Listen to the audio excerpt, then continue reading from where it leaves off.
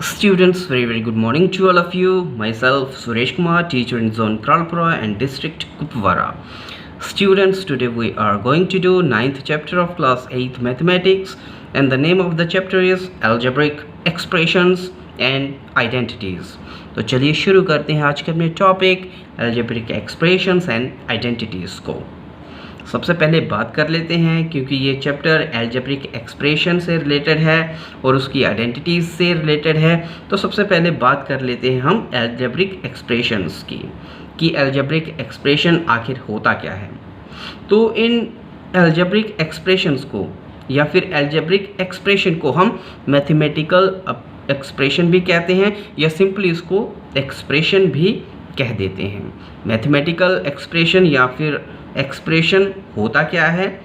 When numbers, variables, symbols, functions, operations or any other part of mathematics are grouped together, they form mathematical expression or simply expression. मतलब ये हुआ कि जब हम mathematics के जो डिफरेंट पार्ट्स होते हैं, जैसे वेरिएबल हो गया, सिंबल्स हो गया, फंक्शंस हो गए, ऑपरेशंस हो गए, या फिर कोई और मैथमेटिक्स का जो हिस्सा होता है, उनको हम इकट्ठा करने की कोशिश करते हैं, तो जो चीज़ हमारे सामने उभर करके आती है या जो फॉर्म हमारे सामने उभर करके आती है, सामने जो अलग तरह की फॉर्म में जो नंबर हमको दिखते हैं, उन नंबर्स की रिप्रेजेंटेशन को ही या उस तरीके की रिप्रेजेंटेशन को ही हम क्या कहते हैं? एल्जेब्रिक एक्सप्रेशन कहते हैं।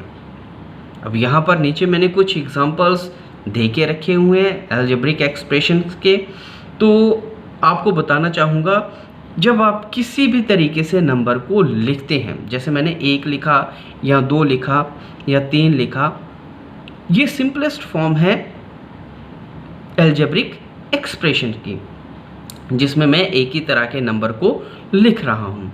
लेकिन जब अलग अलग तरह के नंबर्स को उसके बीच में और डालूंगा तो कॉम्प्लेक्स मैथमेटिकल एक्सप्रेशंस बनना शुरू हो जाते हैं। जैसे 2 + 3 एक एक्सप्रेशन है जिसमें नंबर भी आ रहे हैं और ऑपरेशंस भी आ रहे हैं। जैसे प्लस का साइन है तो प्लस क्या है?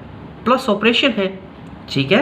तो ऑपरेशन भी आ रहे हैं, नंबर भी आ रहे हैं। जब इनका कॉम्बिनेशन बनता है तो हमारे सामने मैथमेटिकल एक्सप्रेशंस बनते हैं या एक्सप्रेशन बनते हैं। वैसे ही 2/4 कौन सा एक्सप्रेशन है? यहाँ पर नंबर भी आ रहा है और साथ में डिवीजन का ऑपरेशन भी हो रहा है, तो ये भी एक एक्सप्रेशन है।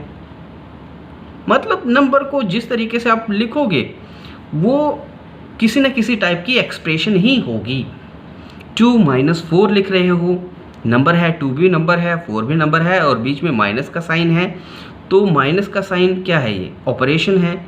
तो नंबर्स और ऑपरेशन का कॉम्बिनेशन जब हुआ तो हमारे पास क्या बनकर के सामने आया?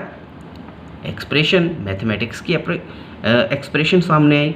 वैसे ही 2 × 4 लिख रहे हैं, 2 यहाँ पर नंबर है, 4 यहाँ पर नंबर है, बीच में ऑपरेशन है। कौन सा ऑपरेशन? मल्टीप्लिकेशन का।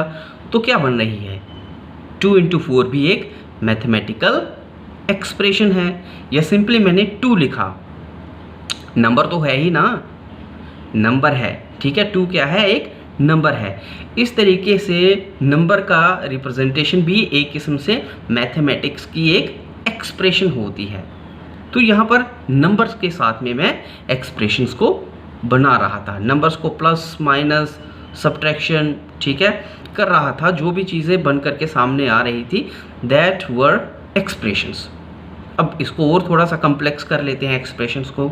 अब इन एक्सप्रेशंस के बीच में मैं कर रहा हूँ नंबर्स और वेरिएबल्स की कॉम्बिनेशंस को साथ में लेकर के।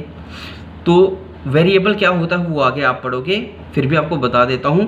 वेरिएबल ऐसा अननोन नंबर होता है जिसकी वैल्यू हमको पता नहीं है। ऐसा अननोन नंबर जिसकी वैल्यू हमको पता नहीं होती और जिसको यूजुअली हम इंग्लिश के अल्फ़ाबेट्स की फॉर्म में लेते हैं, ऐसे नंबर्स को हम वेरिएबल कहते हैं।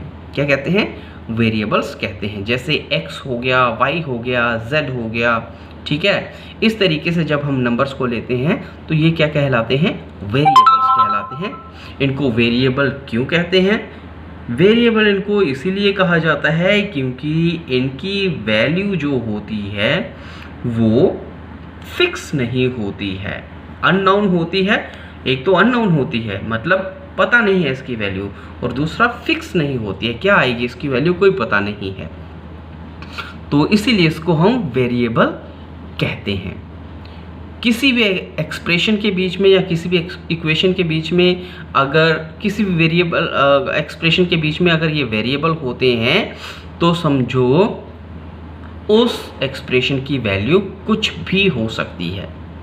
उस एक्सप्रेशन की वैल्यू करती है वेरिएबल की वैल्यू के ऊपर, और वेरिएबल की वैल्यू क्योंकि फिक्स नहीं है, कुछ भी हो सकती है, अनलिमिटेड हो सकती है, तो इसलिए उस एक्सप्रेशन की वैल्यू भी कुछ भी हो सकती है। डिपेंड है कि उसमें वेरिएबल की वैल्यू आप क्या डालने जा रहे हो, ठीक है। ये तो थी वेरिएबल की बात, जो कि आप आगे जाके इसी चैप्टर के बीच में इसको थोड़ा और डिटेल में पढ़ोगे। तो हम बात कर रहे थे किसकी, मैथमेटिकल एक्सप्रेशंस की, ठीक है। तो सिंपल वाले एक्सप्रेशंस तो मैंने आपको बता दिए जिनमें मैंने नंबर्स और ऑपरेशंस को लिया था। अब मैं नंबर्स और साथ में वेरिएबल्स को कंबाइन करके क्या बना रहा हूँ, एक्सप्रेशंस बना रहा हूँ। जैसे यहाँ पर देख लो, x, अगर सिंपली आप x भी लिखते हो तो वो भी एक किस्म से मैथमेटिकल एक्सप्रेशन है जो कि एक वेरिएबल से बनी हुई है, ठीक है। एक ऐसी एक्सप्रेशन होगी वो जो कि एक ही वेरिएबल से बनी हुई है। 2x लिखता हूँ तो यहाँ पर 2 नंबर है, ठीक है, और x वेरिएबल है, तो नंबर और वेरिएबल से मिलकर के बना हुआ ये एक मैथमेटिकल एक्सप्रेशन है। तो 2x भी अगर मैं लिखता हूँ तो ये भी एक एक्सप्रेशन है। 2x + 4 अगर मैं लिखता हूँ तो ये भी एक एक्सप्रेशन है। Number variable number, number variable और नंबर, और साथ में बीच में कोई ऑपरेशन है, ठीक है, प्लस का ऑपरेशन है, तो ऑपरेशन नंबर और वेरिएबल से मिलकर के बना हुआ ये एक एक्सप्रेशन है।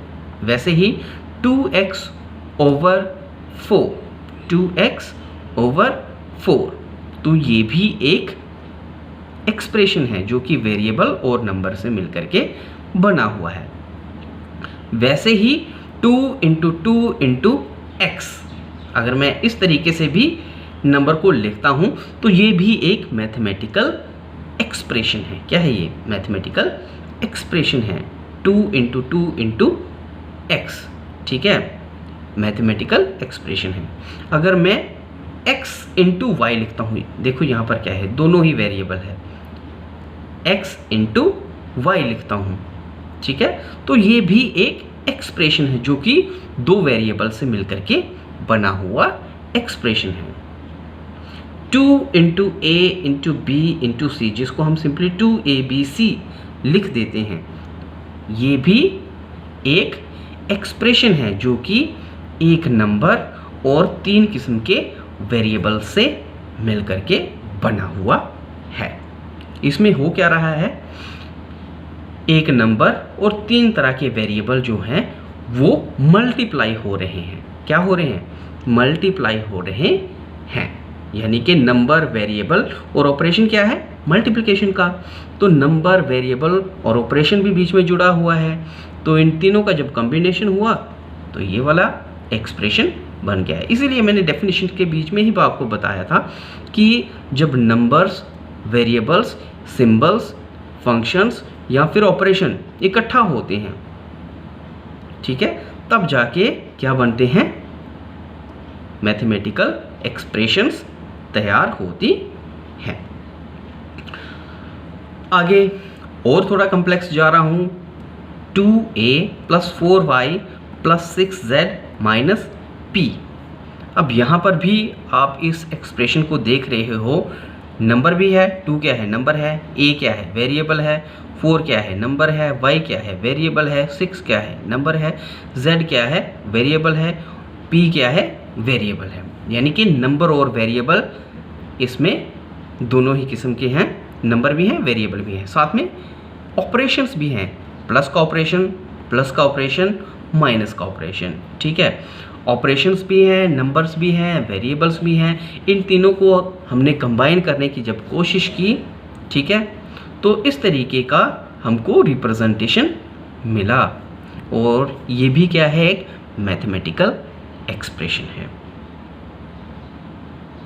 शॉर्ट में अगर आपको बताऊं तो नंबर को अगर आप वेरिएबल्स के साथ में कंबाइन करके या फिर कोफिशिएंट्स नंबर्स के साथ में, वेरिएबल्स के साथ में या फंक्शंस के साथ में आप उनको कंबाइन करके लिखना चाहते हो, तो जो भी जैसे भी आप उसको लिखोगे, जिस तरीके से भी आप उसको रिप्रेजेंट करना चाहोगे, वो रिप्रेजेंटेशन मैथमेटिकल एक्सप्रेशन ही कहलाएगी।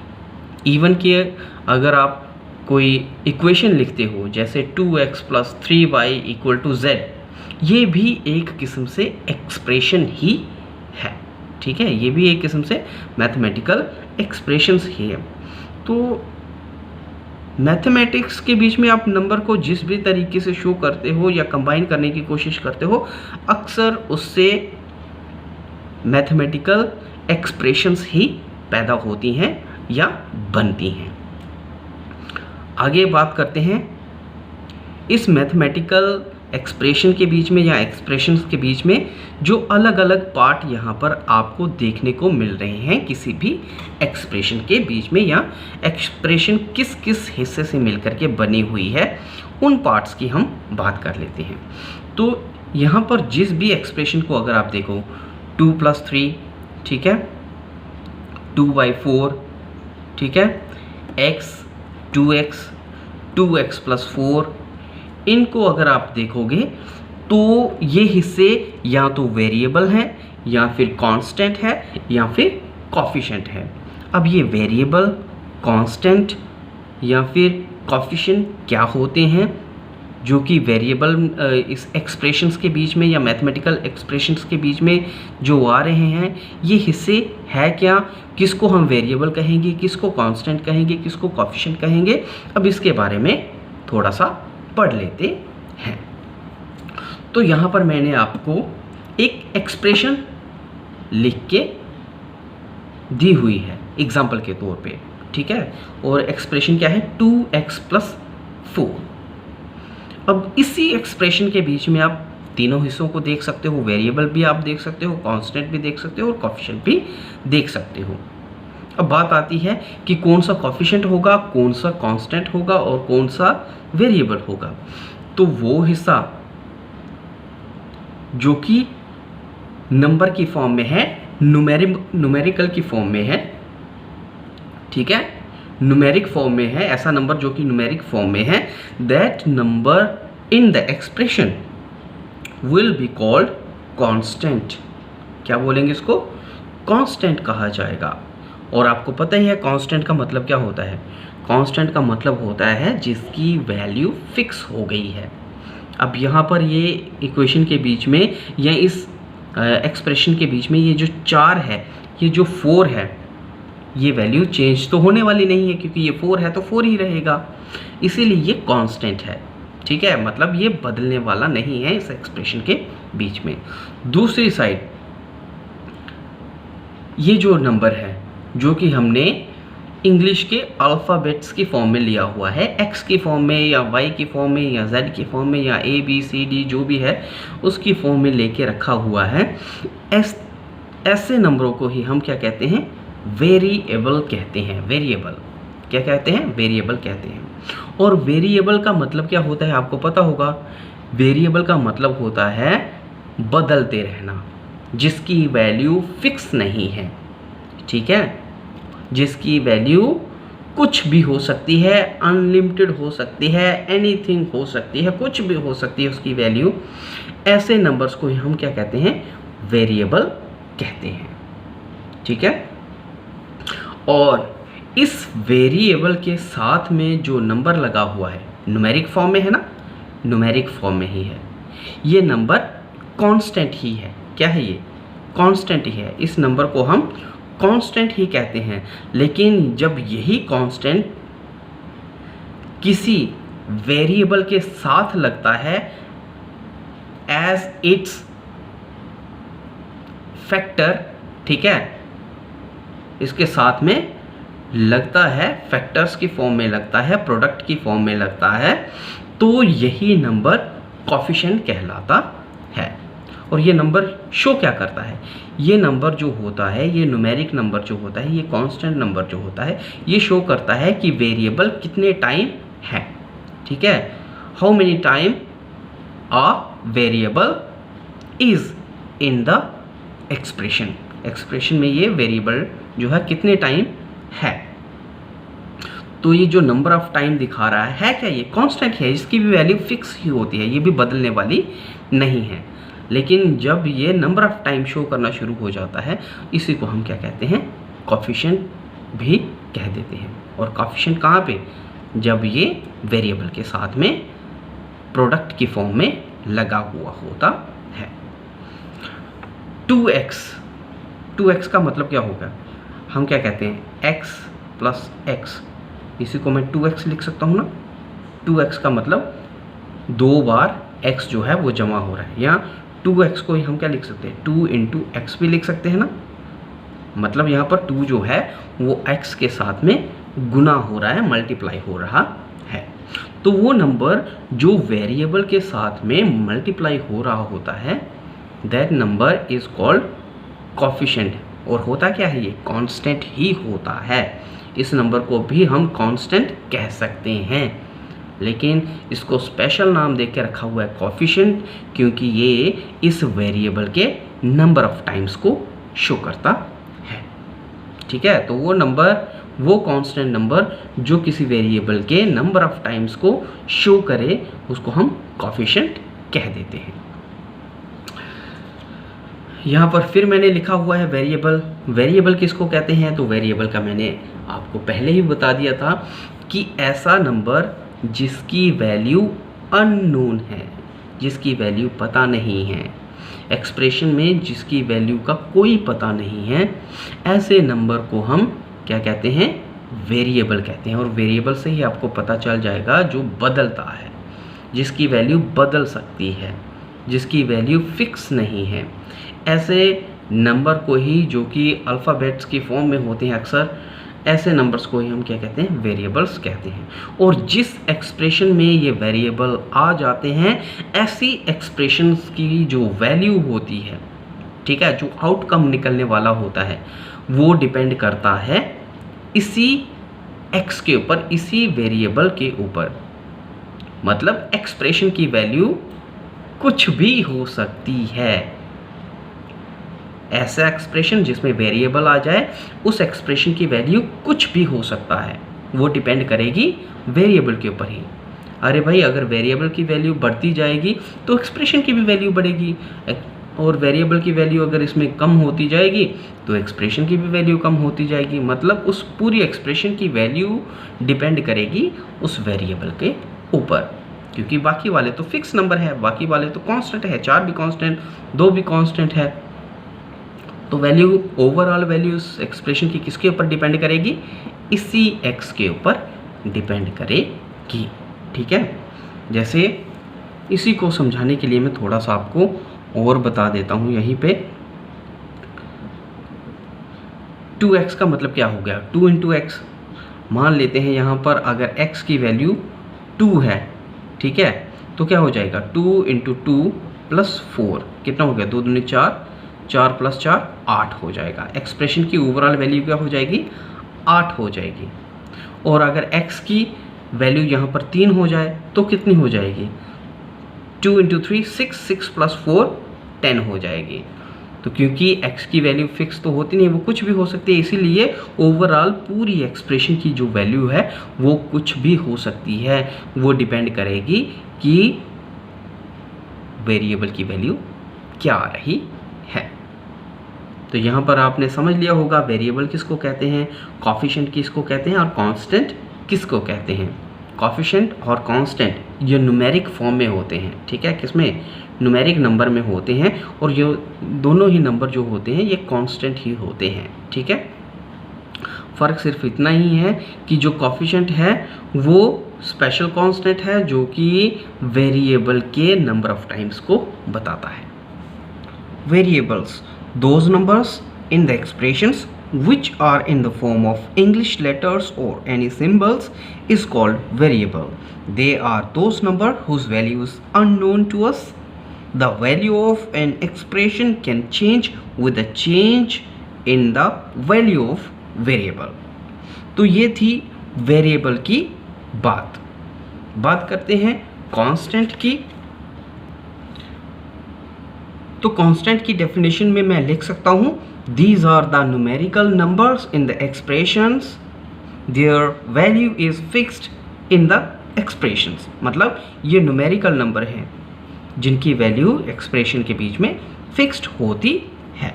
फॉर एग्जांपल जहाँ पर 4x + 2 लिखा हुआ है तो 2 यहाँ पर न्यूमेरिकल नंबर है, कांस्टेंट है। 4 यहाँ पर न्यूमेरिकल नंबर है तो ये भी कांस्टेंट है।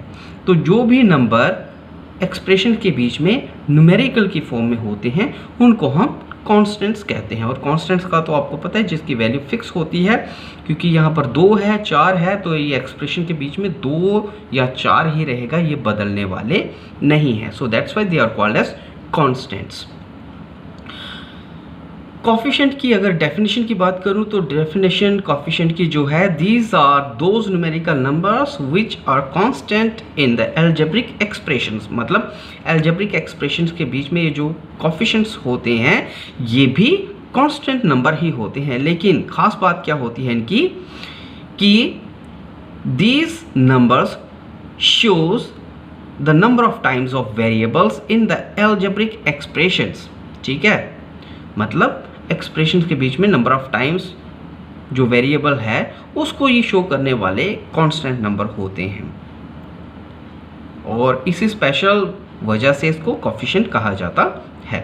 डेफिनेशन क्या है, these are those numerical numbers which are constant in algebraic expression that shows number of times of variable in the algebraic expression.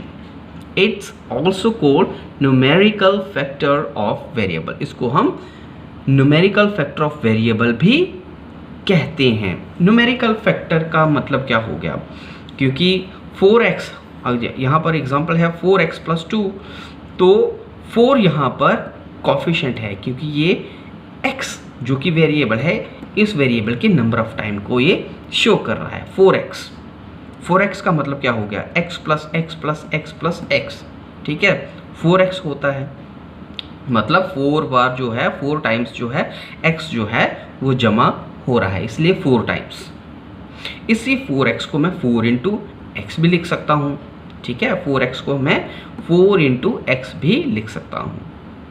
तो 4 × x मतलब 4 जो है वो x के साथ में मल्टीप्लाई हो रहा है, न्यूमेरिकल नंबर जो है वो वेरिएबल के साथ में मल्टीप्लाई हो रहा है। So that's why this coefficient is also called as numerical factor of variable. ठीक है, न्यूमेरिकल फैक्टर ऑफ वेरिएबल भी कहते हैं या इसको न्यूमेरिकल फैक्टर भी कह देते हैं। ये बात थी कोफिशिएंट की। बात करते हैं टर्म्स। टर्म किसको कहते हैं, एल्जेब्रिक एक्सप्रेशन में एक और चीज़ आती है, एक और पार्ट आता है, ठीक है, जिसको हम टर्म कहते हैं। अब ये टर्म होता क्या है, terms are the part of an algebraic expression. ये जो टर्म्स होती हैं they are the part of algebraic expression. Algebraic expression का ही वो हिस्सा होता है। मैं तो ये कहूँगा कि टर्म्स को प्लस या माइनस करने पे ही एल्जेब्रिक एक्सप्रेशन बनती है। जब टर्म्स जो होती हैं उनको प्लस या माइनस किया जाता है तो उन्हीं टर्म्स के प्लस या माइनस की वजह से ही, या फिर मैं ये भी कह सकता हूँ टर्म्स के कॉम्बिनेशन की वजह से ही एक्सप्रेशंस या एल्जेब्रिक एक्सप्रेशंस बनती हैं। ठीक है, अब एल्जेब्रिक एक्सप्रेशंस के बीच में टर्म्स किसको कहा जाएगा, किस चीज़ को हम टर्म कहते हैं। एल्जेब्रिक एक्सप्रेशन का तो हमको पता है, टर्म क्या होगी। तो एल्जेब्रिक एक्सप्रेशन के बीच में वो हिस्सा जो प्लस या माइनस से, ठीक है, जिनके आगे प्लस या माइनस लगा हुआ है या जो प्लस या माइनस से अलग हो रहे हैं, उस हिस्से को ही हम क्या कहते हैं, टर्म कहते हैं। यहाँ पर देख लो 4x, बीच में क्या है, प्लस का निशान। प्लस का निशान मतलब ये वाला हिस्सा अलग है और ये वाला हिस्सा अलग है। प्लस का निशान इन दो चीज़ों को अलग कर रहा है। तो दोनों चीज़ों को अलग करने के लिए बीच में प्लस या माइनस का निशान होता है। तो प्लस या माइनस के निशान के इधर उधर जो भी हिस्सा आता है उसको हम टर्म कहते हैं। क्या कहते हैं उसको? टर्म कहते हैं। जैसे 4x + 2, बीच में इन दोनों चीज़ों को बीच में काटने वाला कौन है? प्लस का निशान। और ये जो दो हिस्से बन रहे हैं ये दोनों के दोनों हिस्से टर्म कहलाएंगे। 4x भी एक टर्म है और 2 भी एक टर्म है। तो प्लस या माइनस के साइन के इधर उधर जो भी मैथमेटिकल एक्सप्रेशन आती है, मैथमेटिकल चीज़ आती है, नंबर आते हैं, ठीक है, या कम्बिनेशन जो भी होता है नंबर्स का या वेरिएबल्स का जो भी कम्बिनेशन आता है, उस पूरे हिस्से को हम क्या कह देते हैं? टर्म कह देते हैं। और एक टर्म को दूसरी टर्म से अलग करने वाला चीज़ क्या है एक्सप्रेशन के बीच में? वो होता है प्लस या फिर माइनस।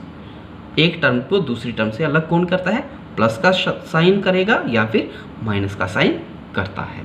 ठीक है, तो जहाँ पर भी प्लस का साइन आए या माइनस का साइन आए, आप समझो कि उसके आगे वाला जो हिस्सा आ रहा है दैट इज टर्म।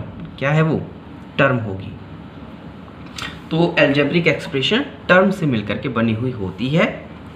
ठीक है, और एक टर्म को दूसरे टर्म से अलग करने वाला हिस्सा कौन सा होता है? प्लस का साइन या फिर माइनस का साइन। अब टर्म की ही बात कर लेते हैं। ठीक है, टर्म जो है अपने आप में ही न्यूमेरिकल नंबर, ठीक है, एल्जेब्रिक नंबर,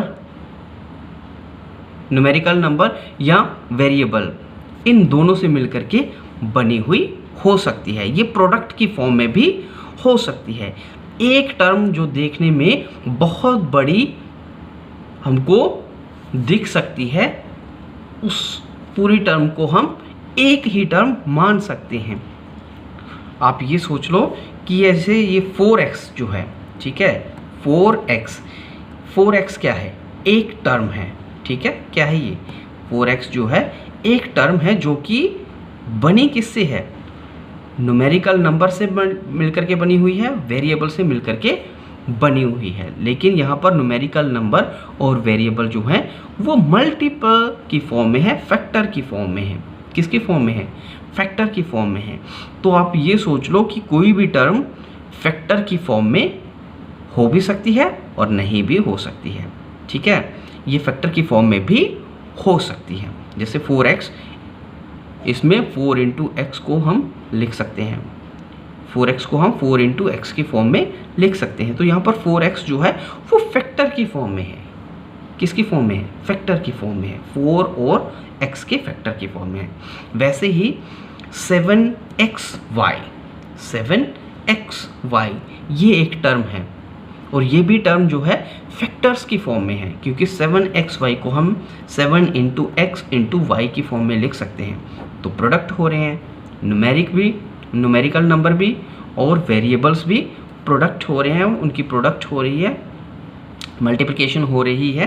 तो ये जो टर्म है फैक्टर्स की फॉर्म में है, नंबर्स की प्रोडक्ट की फॉर्म में है। तो टर्म प्रोडक्ट की फॉर्म में भी हो सकती है। आगे बात करते हैं एक्सप्रेशन कितने टाइप की हो सकती है।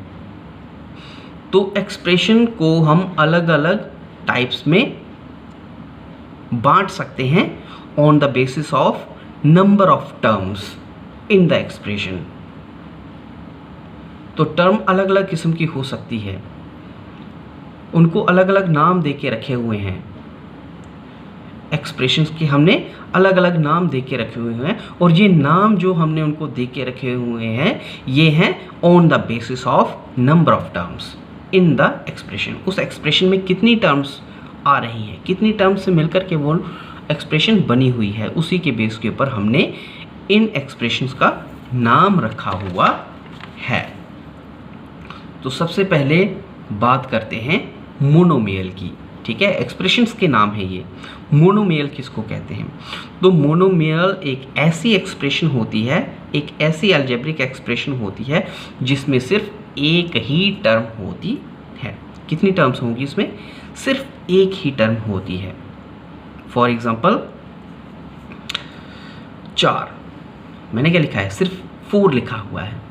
क्या 4 जो है एक अलजेब्रिक एक्सप्रेशन है? नंबर से मिलकर के बनी हुई एक्सप्रेशन है और इसमें सिर्फ एक ही तरह का नंबर है, और कौन सा? न्यूमेरिक नंबर है, और वो भी एक ही है। तो ये भी एक एक्सप्रेशन है। अब ये मोनोमियल है। क्यों है ये मोनोमियल? क्योंकि इसमें एक ही टर्म आ रही है, इसलिए ये मोनोमियल है। ठीक है। दूसरा एग्जांपल मोनोमियल का 2x। ठीक है, 2x। अब है तो ये मोनोमियल, ठीक है, एक ही टर्म है ये, लेकिन ये टर्म कौन सी है? Term in the form of factors. क्यों? क्योंकि 2x है, मतलब 2 इंटू एक्स। ठीक है। प्रोडक्ट करके भी जब नंबर्स की प्रोडक्ट होती है, ठीक है, तो वो एक ही एक्सप्रेशन को या एक ही टर्म को बनाते हैं।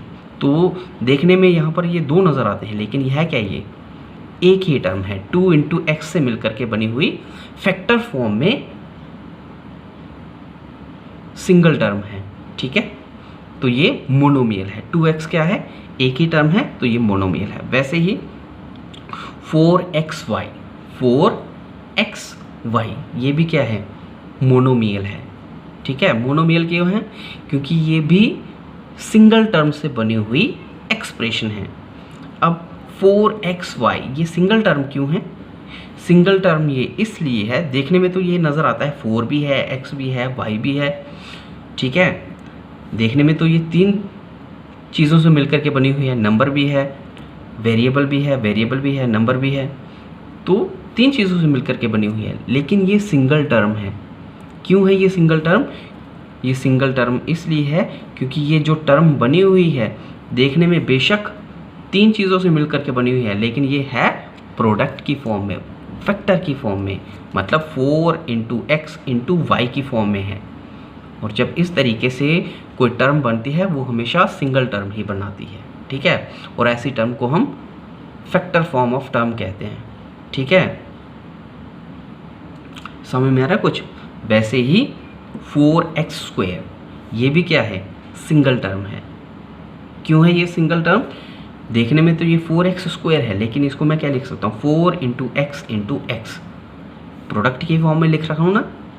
तो जब कोई चीज़ प्रोडक्ट की फॉर्म में होती है, कोई नंबर प्रोडक्ट की फॉर्म में होते हैं, या कोई एक्सप्रेशन प्रोडक्ट की फॉर्म में होती है, वो हमेशा सिंगल टर्म बनाती है। क्या बनाएगी? सिंगल टर्म को बनाएगी। समझ में आ रहा कुछ? सिंगल टर्म, तो ये भी मोनोमियल है। वैसे ही 4x² y² ये भी एक सिंगल टर्म है। So that's why it's also monomial. It's also monomial. क्यों है ये मोनोमियल? क्योंकि ये भी एक सिंगल टर्म से बनी हुई एक्सप्रेशन है। 4x² y² देखने में क्या है? 4x² y²। ऐसे आप देखोगे तो आप सोचोगे शायद ये बहुत ज़्यादा टर्म से बनी हुई है, लेकिन ये है क्या? सिंगल टर्म है। क्यों? क्योंकि 4 into x into x into y की फॉर्म में मैं इसको लिख सकता हूँ, फैक्टर की फॉर्म में लिख सकता हूँ। ठीक है, तो ये सिंगल टर्म से, ये सिंगल टर्म ही है, और ये फैक्टर फॉर्म ऑफ टर्म है। ठीक है, वैसे ही 4ABCD ये भी एक सिंगल टर्म है। क्यों? क्योंकि 4ABCD को आप क्या लिख सकते हैं? 4 into A into B into C into D लिख सकते हो, प्रोडक्ट की फॉर्म में लिख सकते हो ना। तो प्रोडक्ट करके जो भी टर्म बनती है वो सिंगल ही होती है। समझ में आया? फैक्टर फॉर्म ऑफ प्रोडक्ट जो हमने पढ़ा था, इसलिए ये भी एक मोनोमियल ही है।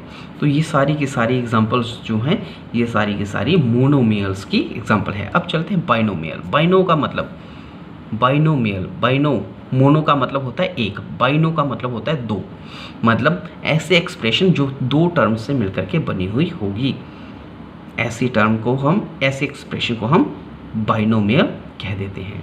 अब सबसे पहले एग्जांपल 2 + 6, 2 + 6, क्या ये बाइनोमियल है? जी, ये बाइनोमियल ही है। पहली टर्म 2, बेशक ये न्यूमेरिक की फॉर्म में है लेकिन ये टर्म ही है, ठीक है। पहली टर्म 2, पहली टर्म और दूसरी टर्म के बीच में क्या आ रहा है? प्लस का साइन। इसका मतलब ये पहली टर्म हो गई, ये दूसरी टर्म हो गई, ठीक है। क्योंकि प्लस और माइनस के साइन के इधर उधर जो भी चीज़ आती है उसको हम टर्म कहते हैं। एक्सप्रेशन के बीच में क्या होती है? वो टर्म कहलाती है। तो ये प्लस का साइन इधर 2 है, इधर 6 है, तो ये 2 टर्म्स हैं। क्या है ये? 2 टर्म्स हैं। तो 2 टर्म वाली एक्सप्रेशन को हम क्या कहते हैं? बाइनोमियल। तो ये बाइनोमियल होगी। वैसे ही 2x + 6y, क्या है ये? बीच में प्लस का निशान, प्लस के निशान के इधर पहली टर्म, प्लस के निशान के इधर दूसरी टर्म, 2 टर्म्स होगी। तो 2 टर्म्स वाली क्या होती है? बाइनोमियल। क्या होती है? बाइनोमियल। वैसे ही 2x² + 6y², क्या है ये? बाइनोमियल। क्यों है ये बाइनोमियल? क्योंकि ये 2 टर्म से मिलकर के बनी हुई है। बीच में प्लस का निशान, प्लस के निशान के इधर पहली टर्म, प्लस के निशान के उधर दूसरी टर्म, तो बाइनोमियल। वैसे ही 2 + x, 2 और ये क्या है? x, बीच में प्लस का निशान, 2 टर्म्स को अलग करने वाली चीज़ क्या है? ये प्लस का निशान। तो 2 टर्म से मिलकर के बनी हुई है, इसीलिए ये भी बाइनोमियल है। चलते हैं ट्राइनोमियल। ट्राइनो मतलब जिसमें 3 टर्म्स होंगी, ठीक है। जिसमें 3 टर्म्स होंगी वो क्या कहलाएगी? ट्राइनोमियल एक्सप्रेशन कहलाएगी, ठीक है। 2 + 3 + 5, पहली टर्म, अलग करने वाला ये प्लस का निशान, दूसरी टर्म, अलग करने वाला ये प्लस का निशान, और ये तीसरी टर्म, ठीक है। हर एक टर्म के बीच में, टर्म और टर्म के बीच में या प्लस का निशान होगा या माइनस का निशान होता है अलग करने के लिए, ठीक है। तो ये पहली टर्म, दूसरी टर्म, तीसरी टर्म ट्राइनोमियल होगी। 3 टर्म से मिलकर बनी हुई 3 टर्म से मिलकर के बनी हुई एक्सप्रेशन है तो ट्राइनोमियल है। वैसे ही 2x, आगे प्लस का निशान है, मतलब ये पहला वाला टर्म है, प्लस का निशान, प्लस के निशान के आगे ये दूसरा वाला टर्म है 1/, ठीक है। प्लस का निशान, उसके आगे z, ये तीसरी टर्म ट्राइनोमियल है। a + b + c, पहली टर्म, सेपरेट करने के लिए प्लस का निशान, दूसरी टर्म, सेपरेट करने के लिए प्लस का निशान, और तीसरी टर्म, 3 टर्म से मिलकर के बनी हुई एक्सप्रेशन है। So that's why trinomial. वैसे ही 8x², पहली टर्म, बीच में प्लस का निशान, अलग करने के लिए, ठीक है। 6y5, दूसरी टर्म, सेपरेट करने के लिए प्लस का निशान, और z, 3 टर्म से मिलकर के बनी हुई एक्सप्रेशन है तो ट्राइनोमियल है, ठीक है। अब बात आती है पॉलिनोमियल। जब 3 से ज़्यादा एक्सप्रेशंस होती हैं, नहीं, जब 3 से ज़्यादा टर्म्स होती हैं किसी एक्सप्रेशन के बीच में, ठीक है, सॉरी, जब 3 से ज़्यादा टर्म्स होती हैं किसी एक्सप्रेशन के बीच में, ऐसे एक्सप्रेशन को हम क्या कह देते हैं? पॉलिनोमियल कह लेते हैं। क्या कहेंगे इसको? पॉलिनोमियल कह देते हैं। और कितनी टर्म्स होती है पॉलिनोमियल के बीच में? 3 से ज़्यादा टर्म्स। एग्जाम्पल 1 + 2 + 3 + 4, पहली टर्म, सेपरेट करने के लिए प्लस का निशान, दूसरी टर्म, सेपरेट करने वाला प्लस का निशान, तीसरी टर्म, सेपरेट करने वाला प्लस का निशान, और ये चौथी टर्म, ठीक है। या प्लस का निशान होता है बीच में या माइनस का निशान होता है टर्म और टर्म के बीच में। तो 4 टर्म से मिलकर के बनी हुई ये क्या होगी? पॉलिनोमियल। वैसे ही 2x + 4y + 6z + a, 4 से मिलकर के बनी हुई एक्सप्रेशन है तो पॉलिनोमियल है, ठीक है। वैसे ही a² + b + 2 + a + c, कितनी टर्म्स होगी? 1 2 3 4 5, 5 टर्म से मिलकर के बनी हुई एक्सप्रेशन है तो क्या हुआ? पॉलिनोमियल हो जाएगा। क्या कहलाएगा? ये पॉलिनोमियल कहलाएगा। तो प्यारे बच्चों, आज हमने अलजेब्रिक एक्सप्रेशन पढ़ा। अलजेब्रिक एक्सप्रेशन में हमने अलजेब्रिक एक्सप्रेशन क्या होती है वो पढ़ा, वेरिएबल क्या है, कांस्टेंट क्या है, कोफिशिएंट क्या है उसको पढ़ा, टर्म क्या होती है टर्म के बारे में पढ़ा, ठीक है, और फैक्टर फॉर्म ऑफ टर्म क्या होती है वो पढ़ा। और उसके बाद हमने एक्सप्रेशंस को on the basis of number of terms अलग अलग एक्सप्रेशंस को नाम दिया। मोनोमियल जिसमें एक टर्म होगी, बाइनोमियल जिसमें 2 टर्म्स होती हैं, ट्राइनोमियल जिसमें 3 टर्म्स होती हैं, और पॉलिनोमियल जिसमें 3 से ज़्यादा टर्म्स होती हैं। ऐसे एक्सप्रेशंस को हम क्या कहते हैं? मोनोमियल, बाइनोमियल, ट्राइनोमियल या फिर पॉलिनोमियल कह देते हैं। और टर्म को टर्म से अलग करने के लिए एक्सप्रेशन के बीच में कौन कौन से निशान होते हैं? या प्लस का निशान या फिर माइनस का निशान होता है। तो आज के लिए बच्चों इतना ही। कल हम फिर हाजिर हो जाएंगे इसी चैप्टर को लेकर के, इसके अगले हिस्से को करेंगे। तब तक के लिए शुक्रिया, थैंक यू।